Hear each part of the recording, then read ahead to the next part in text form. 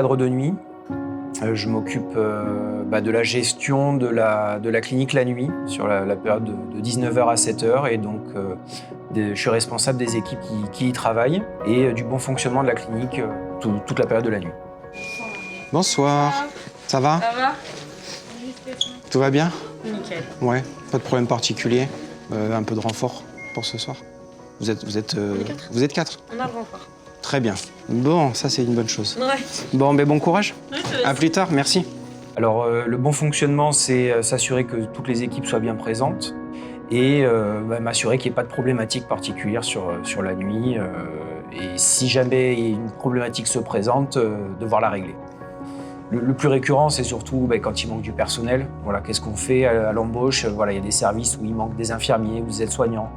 Donc là, c'est plutôt une question de réorganisation de planning, de devoir déplacer les gens pour limiter les sous-effectifs dans les services. On a un rôle de soutien et de soutien, d'entraide, de présence. Si on a une urgence ou quoi que ce soit, il est là. Et généralement, les cadres, c'est aussi de nuit, c'est des infirmiers. Et quand il y a un coup de rush où on n'y arrive pas, ils viennent nous aider.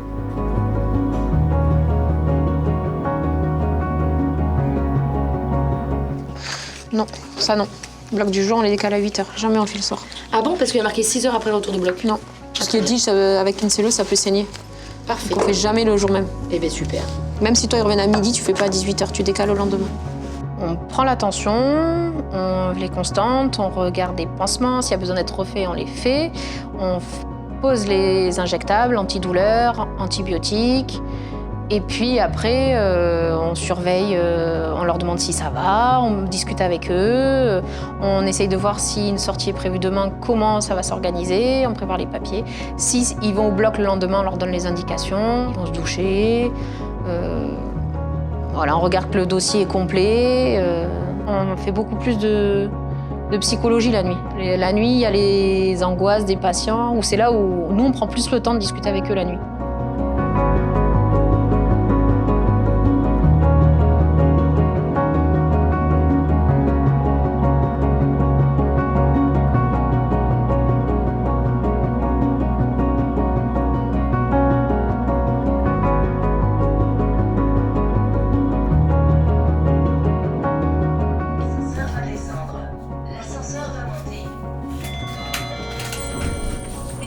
J'ai un petit garçon que j'élève en garde alternée. Et en fait, en passant de nuit, je me suis rendu compte que c'était plus adapté à mon rythme de vie personnel. Ils n'ont jamais connu une seule fois la garderie, parce qu'à 16h30, je peux être tous les soirs à l'école. Donc moi, c'est vraiment pour ça que je reste de nuit. Et en termes de travail en lui-même, j'ai vu une réelle différence, notamment dans le calme dans lequel on peut travailler la nuit, contrairement à la journée. La nuit, il y a moins de soins, il n'y a pas de va-et-vient, il n'y a pas le téléphone, il n'y a pas toutes les sollicitations. C'est calme au moment. Au moment. On a des de libre. Une? Ouais. La 336. Ça va être vite repris, de toute façon. Et 2 jours. Mais là, le ménage a été fait, là, pour les 2 chambres? Oui, Ils sont partis? C'était des imbus, donc en fait, on les a même pas... Ah, ok. Ils sont partis et... Ok, bon. L'ambiance de nuit est différente avec les collègues que l'ambiance de jour. Ça, c'est une certitude. Les équipes sont plus petites et les équipes sont plus autonomes. Et du coup, dans cette autonomie, elles sont plus solidaires entre elles. Et donc on se connaît tous quasiment et on va s'aider même entre des services différents.